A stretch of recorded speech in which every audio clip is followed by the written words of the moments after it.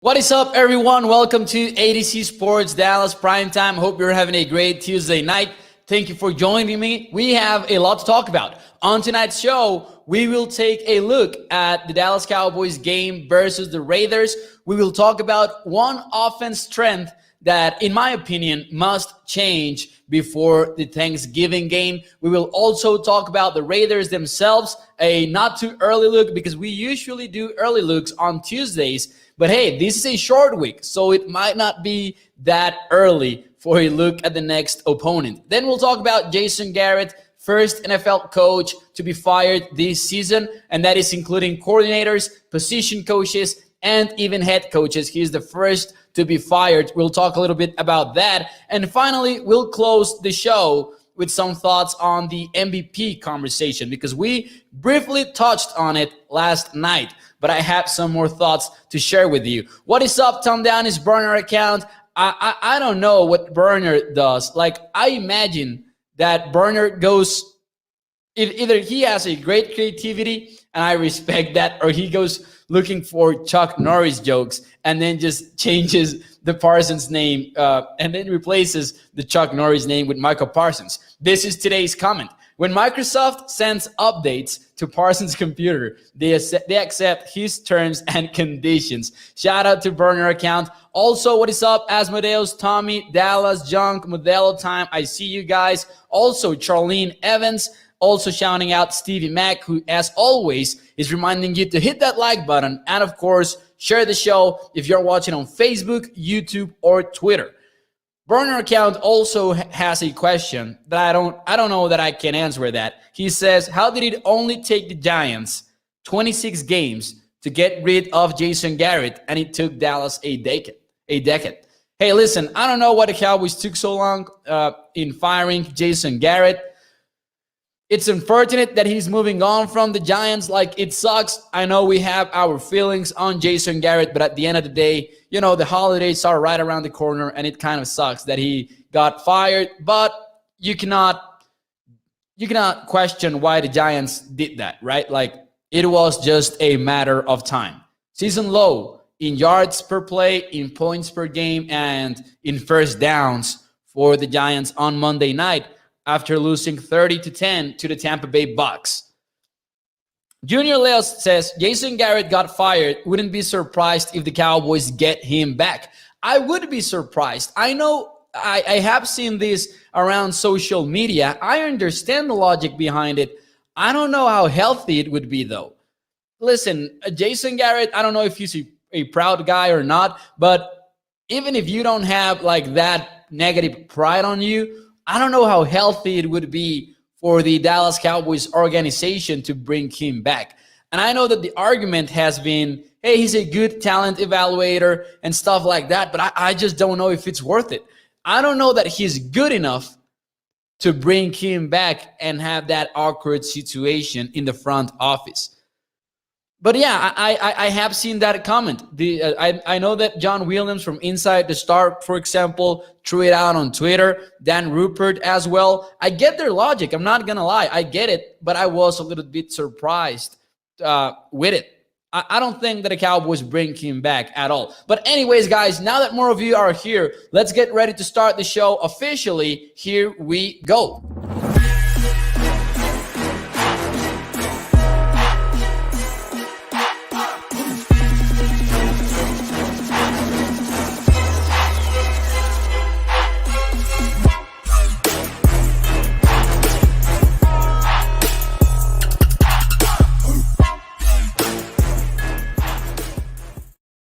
Hello, everyone, and welcome to ADC Sports Dallas Primetime. I'm Mauricio Rodriguez, streaming with you live every Sunday through Thursday night at 8 p.m. Central here on ADC Sports Dallas, Dallas On-Demand Sports Talk Network, with a lot more content coming throughout the entire season, and especially this week. We have a lot in store for you guys on the site for Thursday's Thanksgiving game at adcsportsdallas.com. adcsports.com/Dallas. I wouldn't mind Garrett in his scouting type of role, says TV Mac. Lalito Flores, what is up, man? Thank you for joining the show. Of course, shoot me a DM and we can make that happen, of course. Thank you, Lalito, for being here in the show. Shoot me a DM on Twitter or on Primero Cowboys if you want, and we can make it work. Tommy says somebody locked Jerry in a closet before he brings Garrett back as a consultant. Please no more coach clap in any capacity in Dallas. So people don't like the idea of bringing Jason Garrett back. I agree with it. I don't think it would be as terrible, though. I would just not like it. I don't think that it's worth it. Even if he's a good member for the front office, I don't know that he's that good to justify bringing him back. Dario, we will talk more about Tyron Smith in a few moments and whether or not Dallas Cowboys win on Thursday. But before we do that, let me tell you, in my opinion, one offense strength from the Dallas Cowboys that needs to change in order for the Cowboys to get back on track versus the Raiders. I went back, watched the game again. It was a painful experience. Once again, finally got the old 22 and dove into it. There was an interesting trend that I did not really like. The Cowboys played a lot of 11 personnel, and I'm not against that. I think that playing 11 personnel in today's NFL is just, simply put, too smart. But at one point, it became weird. What I was looking for specifically when diving into the tape was, how did the Cowboys adjust when CeeDee Lamb was done for the game? So, in other words, what did the Cowboys do offensively to change things up in the second half without their top two starting wide receivers behind Michael Gallup? Now, I didn't see anything special, to be honest, but I was surprised at the numbers of the personnel groupings that the Cowboys went out in. So I will tell you what the numbers that I found. First and foremost, 11 personnel groupings. The Cowboys only used this 27 times. Only was the wrong word. The Cowboys went out there in 11 personnel, 27 snaps. Only once did they go out to the field in 12 personnel. That means with 2 tight ends on the field and 1 running back. And then only once did they went out in 21 personnel, 2 running backs and 1 tight end. And a big asterisk there because it was not really 21 personnel. It was really just 6 offensive linemen because it was a play in which Connor Williams entered the game as a fullback, somewhat imitating what the Cowboys were doing with Connor McGovern. I don't know that in a game in which you're down Amari Cooper and CeeDee Lamb that you want to go out there in 11 personnel that much. I would have imagined that the Cowboys were willing to use a little bit more of 21 personnel or 12 personnel, just like they did versus the Patriots. Now, the Cowboys had their 2 starting wide receivers versus New England, but they were so efficient, and we talked about it on Primetime when it happened. The Cowboys were great using 12 personnel, getting Sean McKeon out there on the field as well, Dalton Schultz, 2 tight ends on the field. Of course, it wasn't Sean McKeon back then, but you get my point. I think that it would have helped the Cowboys get a running game going, maybe. And I'm not talking about establishing the run in that old school kind of way, but I would have liked it if the Cowboys tried to get something going offensively that didn't involve just throwing the football, because the Cowboys were throwing it short of the sticks. They were throwing it near the line of scrimmage.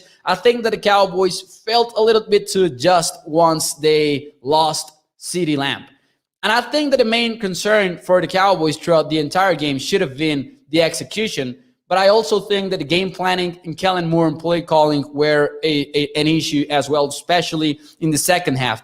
I believe that for the Cowboys to get back in track on Thursday, we should see more 12 personnel. We should see more 21 personnel. Get Ezekiel Elliott and Tony Pollard on the field at the same time, even if it's not in gadget plays, but get them in there and try to change things up, especially on Thursday when you're likely to be down 2 starting wide receivers. Because we might be a little bit optimistic that CeeDee Lamb is making it back on time, but we won't know until tomorrow. By the way, there was a report earlier today from Brianna Dix saying that the Cowboys are going to work out CeeDee Lamb tomorrow, and that workout will dictate whether or not number 88 will be ready to go versus the Raiders on Thanksgiving Day.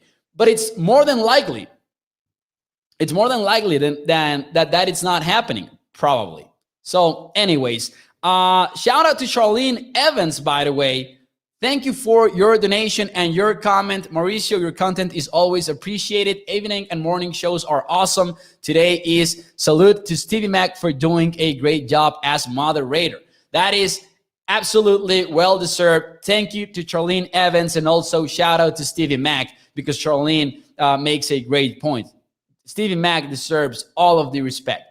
Stevie Mac says we definitely need to change the channel name from ADC Sports to 80 Charlene Sports. I will see if we can get that through our bosses. I'm not sure about it, but I will see what we can do about it. Thank you to Charlene Evans, and also shout out to Stevie Mac, and thank you for the great donation, and of course for the comment. A big round of applause as well for, as we were saying, Stevie Mac for his job. Dalton Schultz is going to have to be efficient for us on Thursday, but we will also need to see a little bit from Sean McKeon. And that would be my question from me to you guys in the chat. Do you agree or disagree with all of this? Do you agree or disagree the Cowboys should use Sean McKeon more on Thursday? I am really assuming right now, if I had to bet, and I might be proven wrong tomorrow, hopefully I am, but I would be surprised if CeeDee Lamb makes it back on time.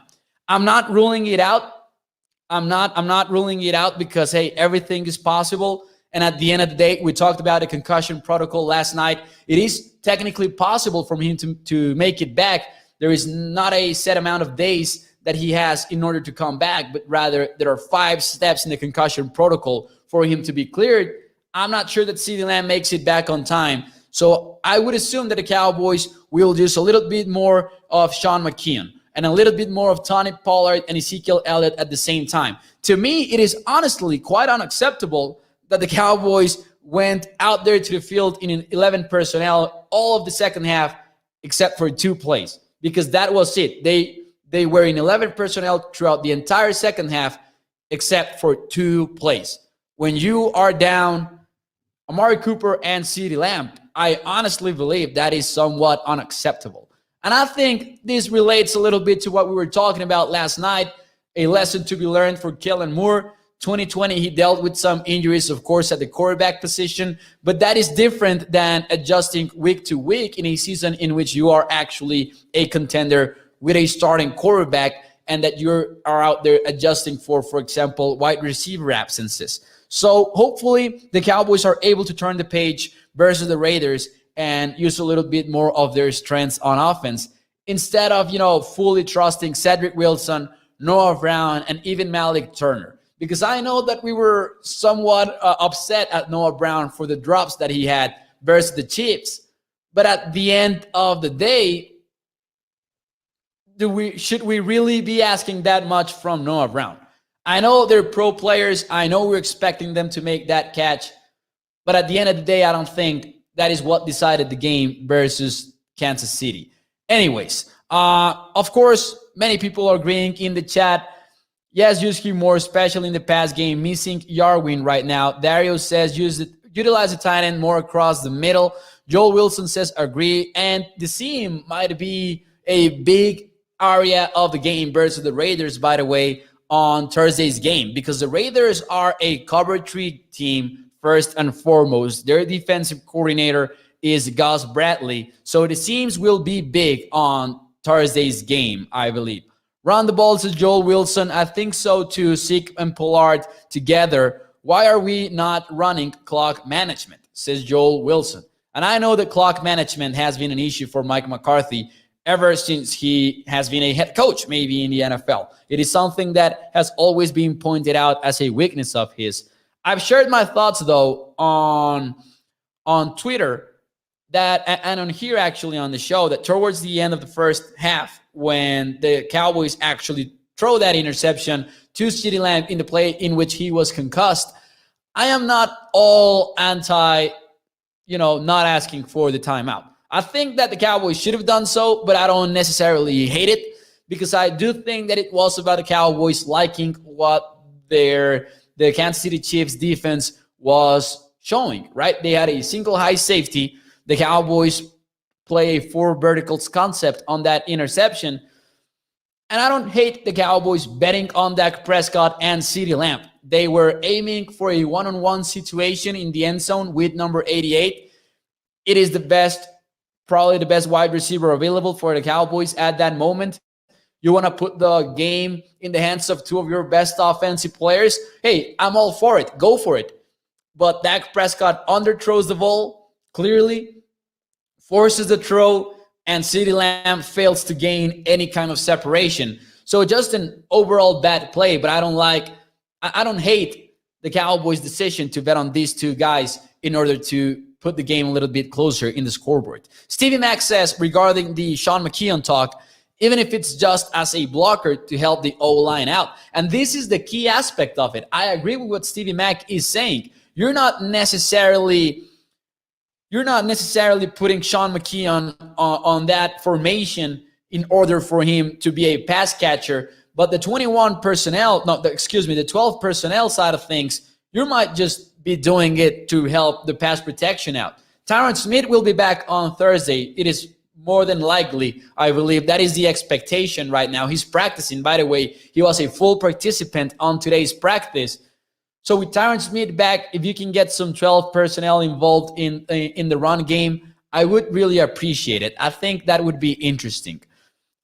This is a massive game for Gallup, says Tom down his burner account. He needs to show he can be a wide receiver one, especially if he wants that money. And it will be, I agree with what burner account is saying, but I will also say that, to be fair, it would be hard for me to fully evaluate Michael Gallup based on this game. It is a big game for him, and he can really make a name for himself out of it. But also, more than likely, Gus Bradley's defense. Hey, hopefully, I think he's an experienced coach. I think he can figure out what's up in this game, and he can adjust a little bit and maybe even deviate a little bit from his usual game plan. I think Gallup will face a lot of bracket coverage. I think we will see a lot of double coverage on him because it's not only about him being placed at a number one position on the team, but it's also about who's playing number two and who's playing number three. So if you take Gallup out of the Cowboys and you put him on another team as a number one guy, but you have starting caliber wide receivers at number two and at number three, then you might get a better performance out of him. But in this particular situation, you might be seeing him in a very tough position with Cedric Wilson as a number two wide receiver and Noah Brown as a number three guy. It is a different situation for him. So I don't know. I feel like if he has a bad game or a good game, I don't know how much we can really know about him. Well, actually, if he has a good game, it will likely be a huge statement. But if it's a bad game, I don't know how much we can make out of it because it will likely be because of him facing consistent bracket coverage and maybe not getting a lot of help from the other receivers. On the other hand, though, that brings us back to the 12 personnel talk and the 21 personnel talk. If you are making the other team respect the run game, you might open more situations for Michael Gallup to win in the passing game because you might be asking the Raiders to not be as focused on Michael Gallup throughout the entire game. So yeah, it is a difficult situation for this Dallas Cowboys team. Fortunately for them, I think that the Raiders defense has not been that consistent and efficient throughout the entire season. There is one player to look out for though, and that is Casey Hayward. Casey Hayward at cornerback. Of course, he was signed by the Raiders, and this guy might be one of the most valuable cornerbacks this season. I think that in about 368 coverage snaps, he has yet to allow a touchdown. So shout out to Casey Hayward. He's doing a tremendous job at cornerback. And I don't know that he will travel with Michael Gallup because, again, the Raiders are primarily a cover three football team, defensively speaking. So maybe he will not travel with Michael Gallup, but he will be a player to look out for while the Cowboys aim to exploit the rest of the football field. Also because the Raiders will likely be able to get some pressure on Dak Prescott, but I wouldn't expect it to be a similar game to what we saw versus the Chiefs in terms of the offensive line consistently being a chaos situation for Dak Prescott. Because sure, they have Max Crosby, who has been playing lights out this season, and they have some other important talent along that defensive line.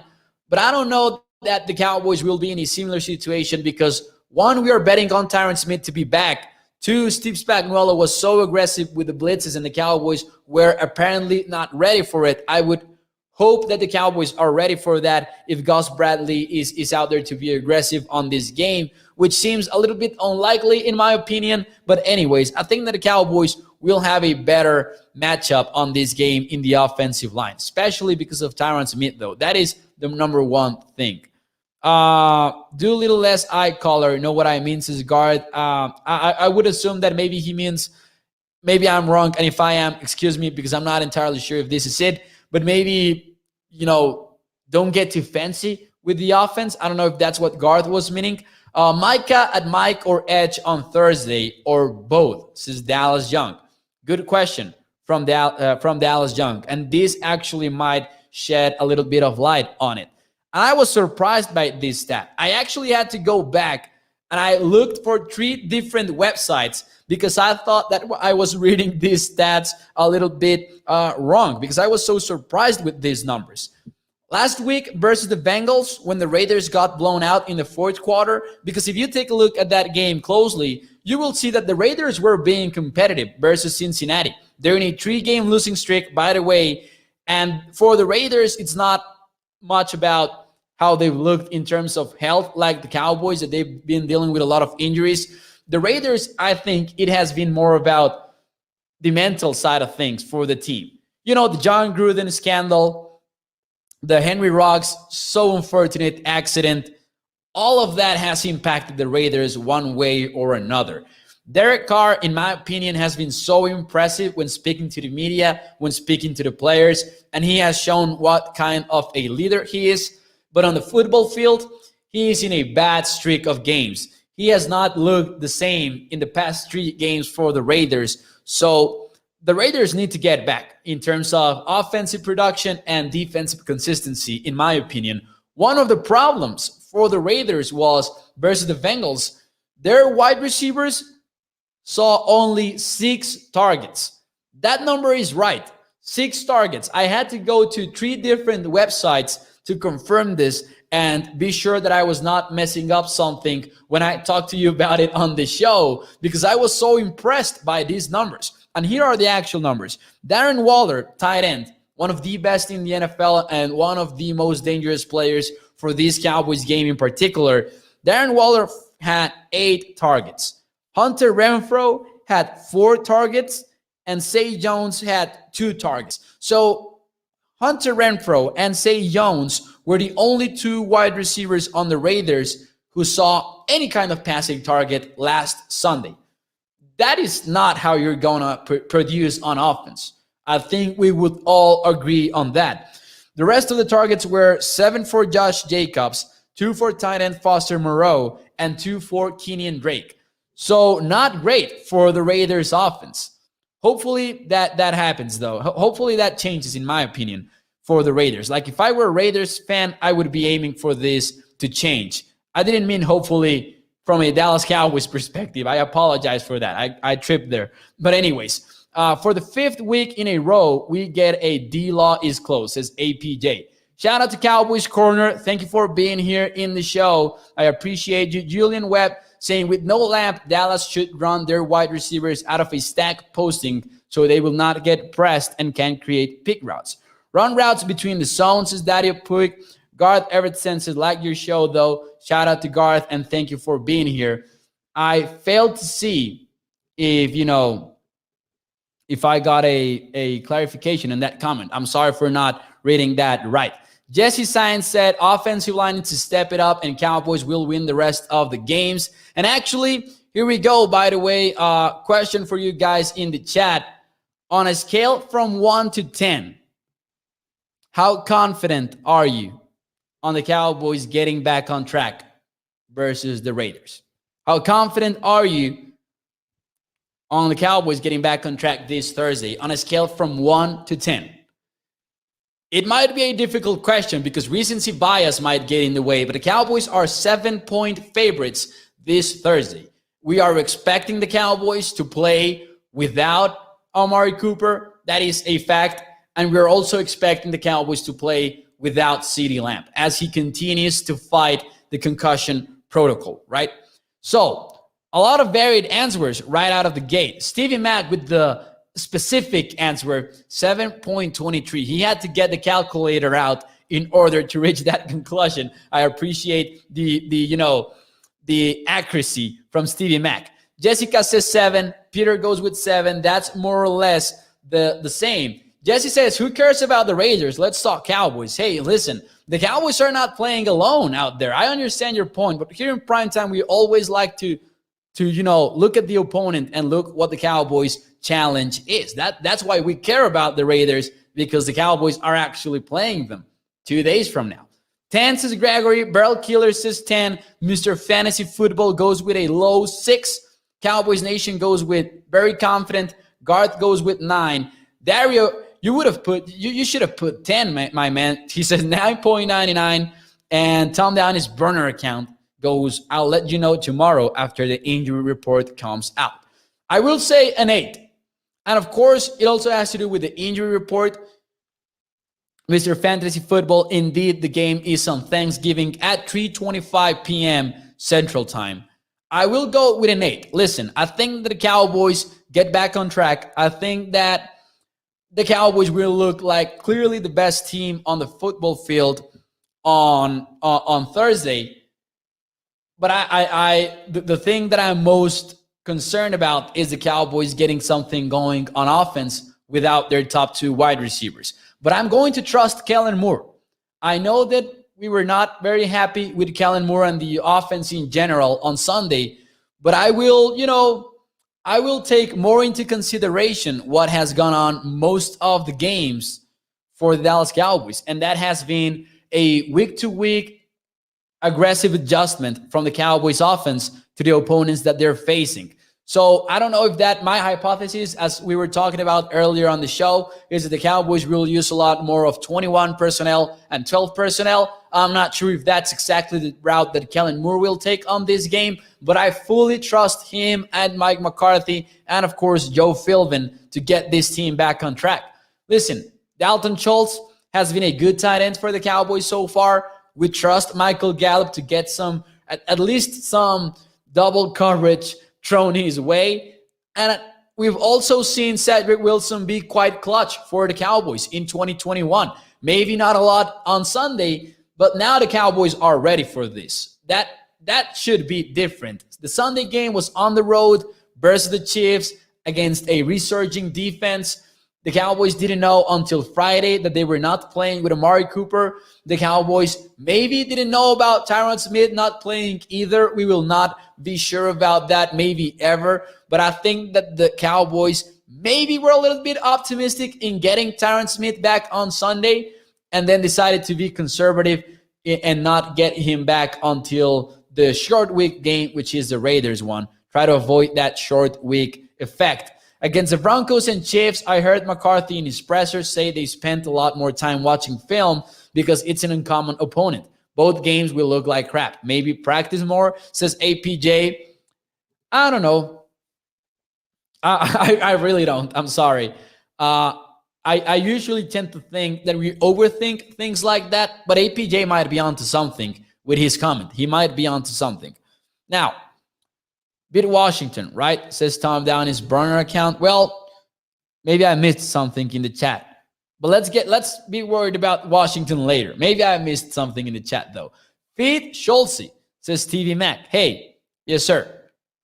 Oh yeah, they're talking about 3 years ago when the Cowboys beat Washington. I'm sorry. And yeah, this is one important thing. As Daddy is saying, the Raiders are in turmoil right now. So I think that the Cowboys get the win on the road. And Tommy says, so are the Cowboys. But hey, I think it's a little bit different for the Cowboys. The Cowboys have lost 2 out of their last 3. The Raiders have lost 3 straight. But the Raiders have so much going on, like out of the football field. And the Cowboys, these are football-related problems, most of them. Jerry Jones, by the way, was mad about the Amari Cooper situation on 105.3 The Fan today. He has a right to be right, though, in my opinion. He was talking about, the Cowboys and Amari Cooper and how it's an individual decision, but when the consequences get here, they are team consequences. But Amari Cooper is a great guy. We know that about the Dallas Cowboys. We know that, but hopefully he's back soon. And as we talked about last night, there is somewhat of a blessing in disguise in terms of getting some rest for his hamstring. Jerry Jones also talked about it today on the radio. But anyways, moving on to the next topic of today's show. This is my question from me to you guys. Truth or false? Jason Garrett will find a way back into coaching in the NFL. Jason Garrett was fired from the Giants, former Dallas Cowboys head coach. Wanted to touch on this topic briefly because, of course, it was such an important person for the Cowboys organization for about 10 years. And I've seen a lot of people saying that, hey, this is it for Jason Garrett. He's not finding a way back into coaching in the NFL. I don't agree with it. And I see that, I see that most of the people in the chat agree with this as well. APJ goes with no, but Tom Downey, burner accounts is true. Truth for Tommy, true. So most of the comments are saying that true. And listen, this is not really in part it is about what you know, but the NFL has always been identified as a who you know business as well. I would like to see Jason Garrett try to maybe coach in college. I think that he could be a special coach in the college football world. It is such a different animal, of course, because of recruiting and things like that. But honestly, you listen to Des Bryant talk about, Jason Garrett, and you might have assumed that he's a terrible player coach. But mostly, we hear positive things about Jason Garrett from the players. Ezekiel Elliott talked about him as well today, and he had positive things to say. I do believe that the Cowboys players mostly, throughout most of his career, were fighting and playing for him. Des Bryant, of course, disagrees. I don't know if you saw this, by the way, on Twitter, but he tweeted out, and I found this to be very interesting. He tweeted out, let me see if I can find it really quick. Kadarius Toney, you will get to experience the love and joy for football throughout your career. And then someone tweeted to him, so you don't like him? And Brian replied, never respected his philosophy towards players and the game. He did start that tweet off by saying, great dude. But hey, mostly I think he was a very respected coach from the players' perspective. But I think he will find his way back into coaching. I do believe that. Richard says, yes, he will, but not as offensive coordinator, maybe quarterback coach. And hey, he might be able to pull it off as a quarterback coach. Dallas Young says, true, he will go to the Eagles. Darius says probably in the AFC. Stevie Mack says something similar. I think as an assistant or quarterback coach, that might happen. Burl Killer goes, Houston needs a coach. And Shane Carter, ADC Sports Dallas writer, says, Hugh Jackson is still coaching. Rod Marinelli is still coaching. I don't see why not. It's about a who you know business. And it is, overall just position coaching, coordinators, head coaches, they'll have so different jobs that he might actually do a good job on another team. I think the bad one on that team is Daniel Jones, says Fernando Quintana. Honestly, it might be. I'm not high on Daniel Jones. But, this movement is going to, this move from the Giants side really, turns the clock on Daniel Jones. Maybe buys him some time. Of course, the Giants are not likely to have a lot of options this offseason in terms of making a change at quarterback. We know that the quarterbacks that are coming to the NFL in next year's draft, it is not a very strong class, but also Daniel Jones has had some issues. And listen, think about the fumbles, think about the interceptions. That's all execution, in my opinion. So maybe a change at offensive coordinator. And in this case, Freddie Kitchens is expected to step up as the interim offensive coordinator. And in my opinion, maybe he will call the plays for the Giants. Maybe that serves Daniel Jones. And I agree with what Fernando is saying in the chat. But I'm not entirely sure how much he will how much time this gets Daniel Jones for the Giants. I do think that he's not the long-term answer for New York, though. Burner account says that's not just the NFL, but life in general. It's not what you know, but who you know. I think Burner there has a point. I still can't forget, says Barrel Killer, when he iced Bailey and we lost to the Cards in it. Yeah, it was, it was a frustrating time to be a Dallas Cowboys fan. Anyways, before I leave you guys tonight, one last question. And we talked about this briefly on last night's show. We talked about Dak Prescott and his odds to win the MVP. Right now, he's not the favorite. Right now, the leader in the NFL is Tom Brady at number 1. Then at number 2, you have Josh Allen. And then at third, you have 3 players tied in the betting markets in order to win the MVP. That is Matthew Stafford from the Rams, who have lost some games recently. Recently got blown out by the 49ers, actually, in Monday Night Football. Aaron Rodgers just lost to the Vikings. So, a little bit of an asterisk in his resume in terms of the MVP race. And finally, Dak Prescott, who has lost 2 out of his last 3 games with the Dallas Cowboys. Now, my question from me to you guys is, who's most likely to win the MVP? Stafford, Rodgers, or Prescott? This is where the question gets interesting, in my opinion. I would not bet on Tom Brady, and I would not bet on Josh Allen. They might be the favorites. I don't think that there's a lot of value on them, though. I think that, and we were talking about this on the ADC Sports chat earlier today, and someone mentioned the guy that will get the MVP award in the NFL will be whoever is the quarterback of the team that ends up at the top of the NFC. And I think that is true. At this point, I don't think that there's a lot more to go to, of course, anything can happen in late November and in December. And even in the first 2 weeks of January, not that we're talking about a 17-game season, we kind of forget about that. And if any quarterback ends strong, he's going to get the MVP, right? But if they continue this trend of none of them really excelling and none of them raising their hands and saying, I am the true MVP of this 2021 season, I think that it will go to whoever is the quarterback of the best team in the NFC. Because I don't think that Jonathan Taylor is going to be a legit candidate in the MVP award when we get to December.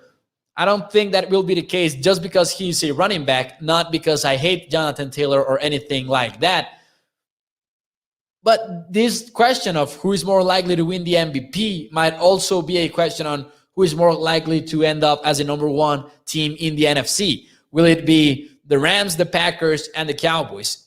And of course, I'm not ruling out the other players here. I am mentioning Stafford, Rodgers, or Prescott because the 3 of them are tied at third in the MVP odds. So I will go with Dak Prescott for my answer. I still have the Cowboys as my favorites in the NFC, to be honest with you guys. Respect to the Cardinals, though. I'm not sure what to think about the Cardinals. Jessica goes with Rodgers. Burner account goes with Rodgers. Tends to be given to teams with great records. Carlos Tarango says, I didn't press go to because he was younger, and I hope he will be to the Raiders. I'm a little bit confused there. Did I miss a previous comment for context? Maybe I did. Yeah, sorry about that. But I would leave for it to be Dak. Gregory goes with Dak Prescott. Micah Parsons says Stevie Mack, of course, as a joke. Hey, I do wonder if Micah Parsons, and we talked about this, I think, last week, and I was a little hesitant about it, and I still am. But hey, can you imagine Micah Parsons winning Defensive Player of the Year? That would have been awesome. Remember Adrian Peterson, Mauricio, says Tommy. And I know he was a running back. But, the Adrian Peterson season was so specific. And I don't know that we will see that again. But Tommy has a point. Hey, Adrian Peterson won the MVP as a running back. Richard says Dak should get it. But if he doesn't get the MVP, he should definitely get the Comeback Player of the Year. And I've said this before, and I will say it again. The only way that I think Dak doesn't get the Comeback Player of the Year is if he gets seriously hurt again and, for example, misses the rest of the season. Otherwise, I don't see how he loses it, to be honest with you guys. What up, Go Cowboys, says Miller. Shout out to Miller. Thank you for joining the show. Shane Carter says Dak has been objectively better than Stafford, but he's in a sexier market and is showing how wasted he was in Detroit. I would love it if Matthew Stafford gets the MVP as well. Of course, assuming that the Rams get back on track and win out, for example, or something like that. Tommy says Micah is the real MVP. So anyways, guys, that will be it for me tonight here on ADC Sports Dallas Primetime. I appreciate you joining the show.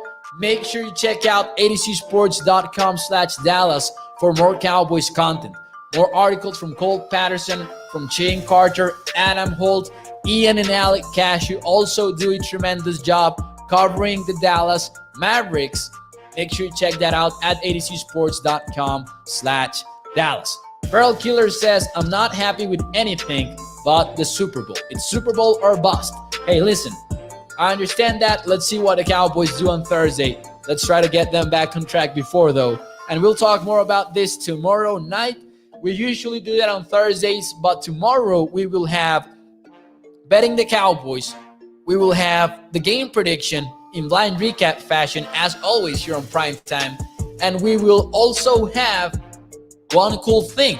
So it will be a packed show tomorrow night here on ADC Sports Dallas Primetime. Make sure you tune in. Make sure you think about your one cool thing.